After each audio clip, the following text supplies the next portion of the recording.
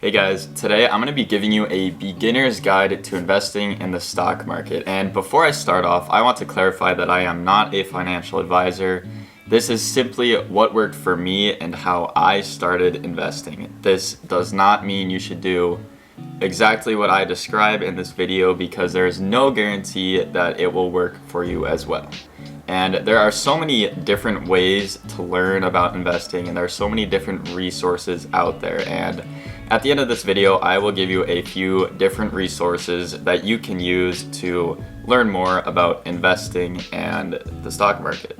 So this is going to be a very detailed video on exactly how you could start investing in the stock market. We're going to start out with different brokerage accounts you can use, the pros and cons of those brokerages, and also how to open a brokerage account. And then we will go all the way to how much money you should invest, different investment strategies that you can use to start investing, and also how to start researching your own potential investments. But before we get into all of that, you might be wondering, why is it so important that I invest some of my money? Well, I actually have two answers to that question, and they both relate to how the stock market can change your life. My first answer is compound interest. Compound interest will change your life, and if you do not know what compound interest is, it is when you say get a 7% return on your investment per year.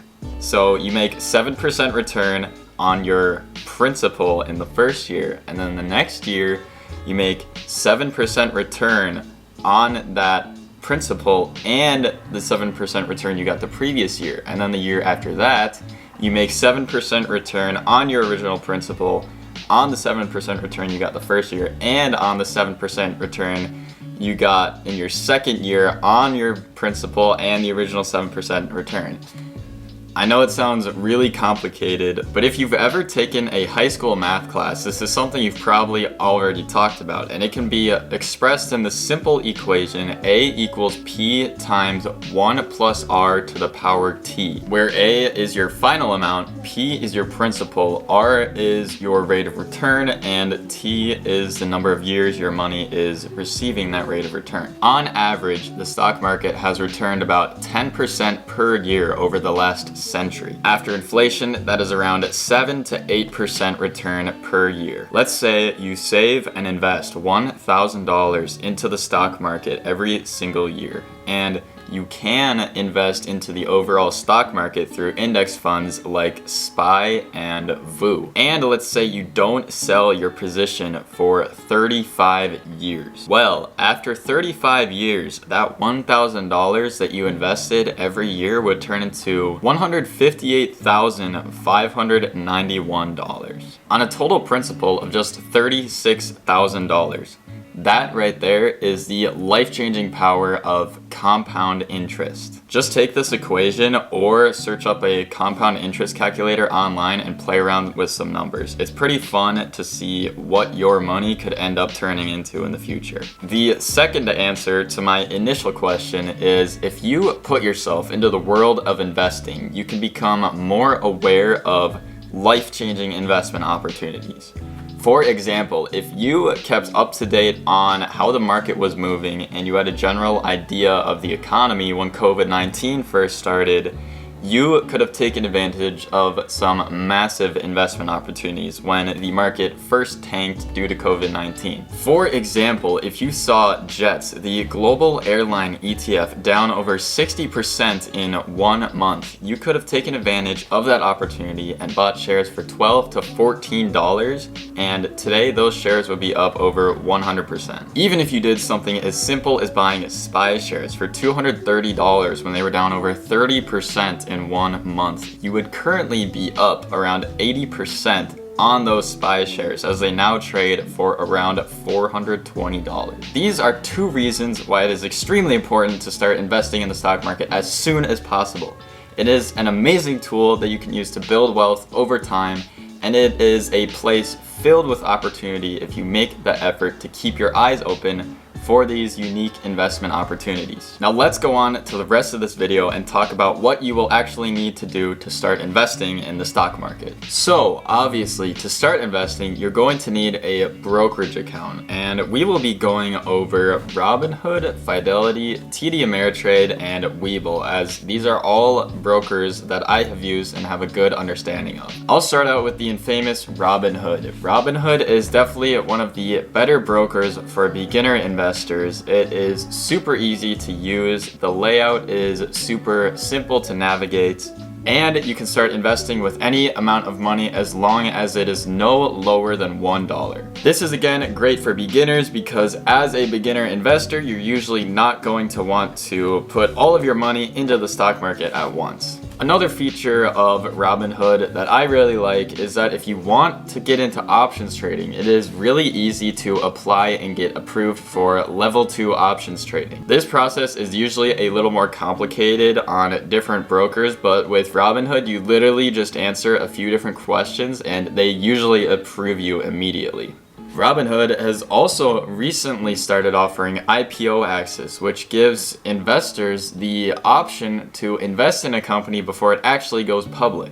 Robinhood will post a list of currently available IPOs, and you can choose which companies you want to invest in from that list. When you put in a request, you are requesting shares of that company, and because you put in a request in, that doesn't actually guarantee that you'll get shares because Robinhood randomly selects people to give shares to. I still think this is really cool though, as Robinhood is one of the first brokers that is offering IPO access to all of its users regardless of their account balance, because with other brokers there's usually a minimum account balance requirement if you want to apply for an IPO.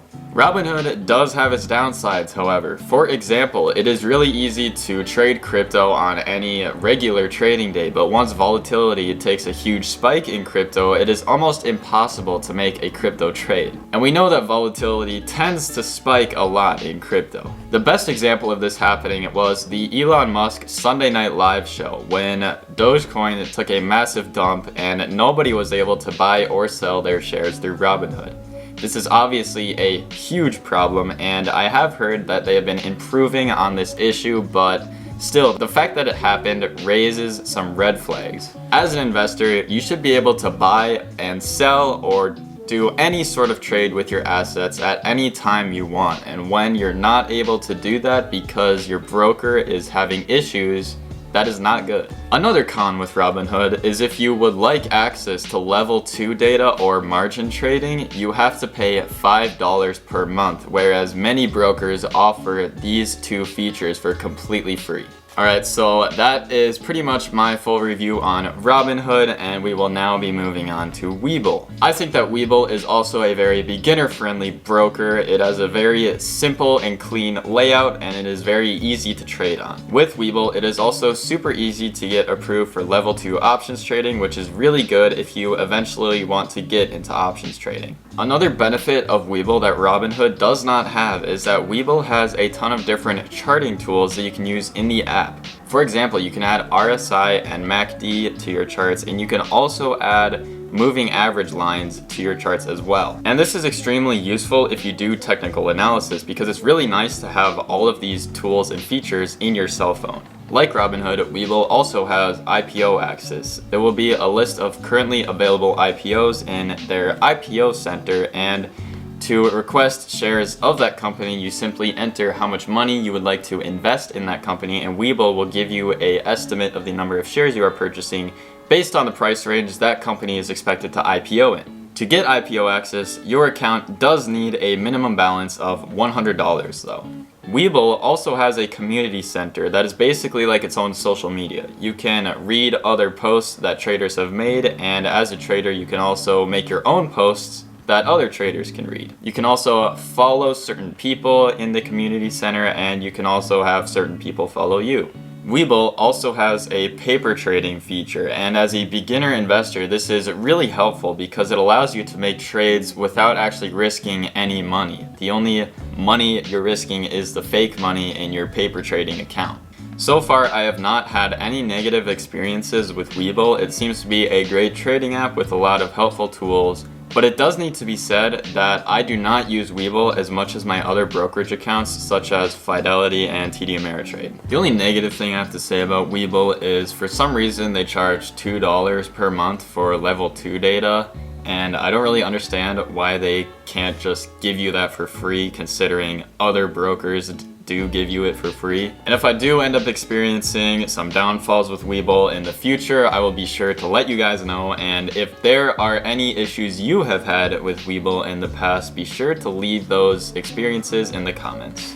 Alright, and that is all I have to say about Webull, and now we will be moving on to Fidelity. And honestly, I am not too fond of Fidelity. There is really nothing about their trading app that really stands out to me, and as a broker, they really are not that great either. In my experience, it has been almost impossible to get approved for level 2 options trading through Fidelity. I have applied at least 6 times, and every single time I have been denied for no apparent reason, even though Robinhood and Webull have approved me instantly. Also, the Fidelity app literally cannot do simple math. If I make a trade during the day in my Fidelity account, the data that is shown in my account, such as the total gain loss and the day gain loss, is just totally messed up. And I have to wait till the next day for that data to become accurate. Also, the charts in the Fidelity app are absolutely terrible. They are almost completely useless, as the only thing you can look at is an ugly 2-day chart. However, you are able to add some indicators to the chart, which is kind of useful, but these charts still have a very long way to go before they're actually beneficial. You're also not able to look at any level 2 data in the app, and they also do not give IPO access to all of their users. You need an account balance of $250,000 or $500,000 depending on which IPO you want access to. There is one positive to having a Fidelity account, and that is that you get free access to Fidelity Active Trader Pro. This is a trading software that you can download on a PC, and it is definitely better than the app because it has much better charts and it also gives you level 2 data for free. It is definitely not the best trading software in any way, but it does give you your basic needs for investing and trading, which is pretty nice. Alright, and now we will go over the last broker that I'm going to talk about today, which is TD Ameritrade. I have just started using TD Ameritrade, and I already like it a ton. As a beginner, a lot of the features that come with a TD Ameritrade account might not be that useful for you, but as you become more experienced in investing and trading, you will find that TD Ameritrade has a lot of great features. For example, TD Ameritrade has amazing charts that you're able to add moving averages to, and you're also able to add a wide selection of indicators to your charts.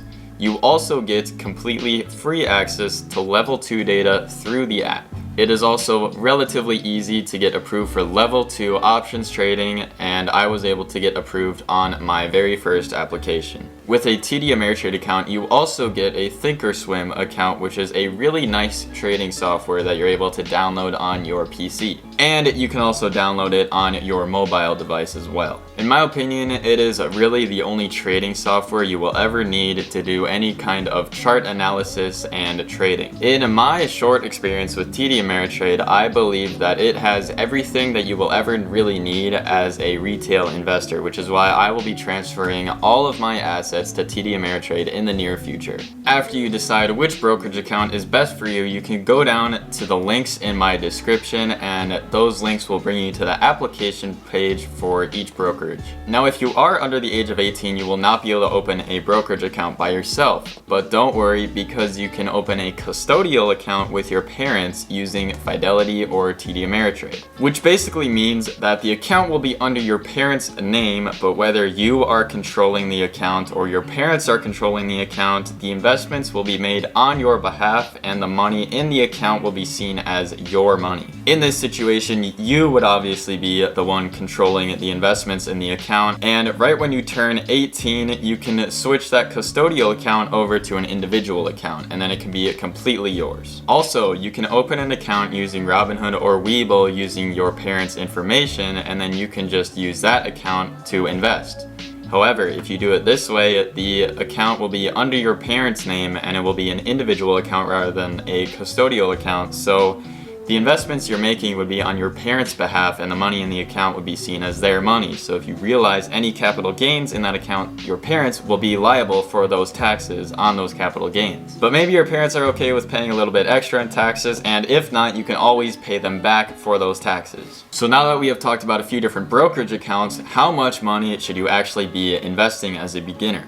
Well, this depends on how much money you currently have saved up and how much income you currently make. I usually believe that money should be split up into 3 separate parts. Number 1 being an emergency account, and this is liquid cash that you always keep on the side in case something terrible happens. For example, maybe a medical emergency, or you are unexpectedly fired from your job and your income is suddenly stopped. Part 2 is your personal spending money, and this is money that you save for spending on your needs such as food, housing, gas, utilities, and it is also money that you spend on some of your wants as well. For example, new clothes, new shoes, or maybe even a new watch. And the third part of your money should be investments. And what you invest includes all of the money that is not included in part 1 and part 2. So if you make an emergency account that you believe you could easily live 6 months on, but you find that you still have some extra money saved up, you should invest that money. And if you figure out that your monthly expenses on your needs and wants is a little lower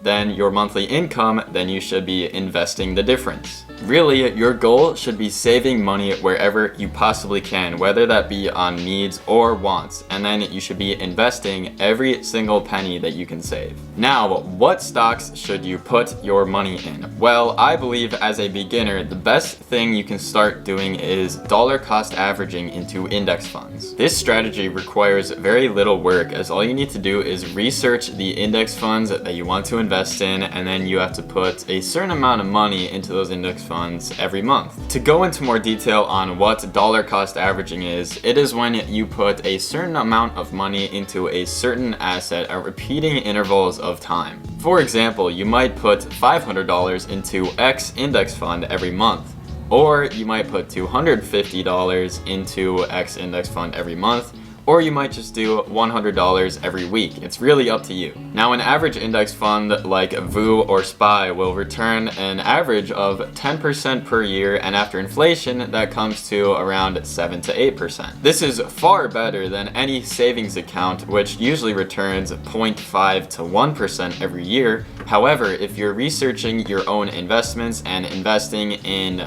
companies that you think will do extremely well in the next few years, you can sometimes get returns better than that 10% return. This is exactly why most people do not put 100% of their money into index funds, because it is really smart to put a good portion of your money towards investments that you have researched and believe in. Now, there is no correct way to research your own investments. You can make investments based off fundamental analysis, current trends, or even technical analysis.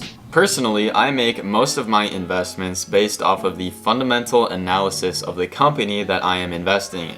But I also do like to keep current trends of the market in mind, and I also do some technical analysis when looking for an entry into the company that I want to invest in. However, if there is one thing that I want you guys to take away from this video, that is research, research, research. You should know every single public piece of information about the company that you are investing in, and you need to be so high conviction in your investment that you would not even consider selling if your position went down 50%. I know this is pretty hard to do, and it is hard to be so confident in a position that even if it tanks 50%, you would not even think about selling, but that is where you need to try to be. You should also have a thesis for why you are making a certain investment. You don't just want to pick a random investment that sounds good, do a bunch of research, and then think, oh, okay, well, my research says that it's a good investment, so I will just invest.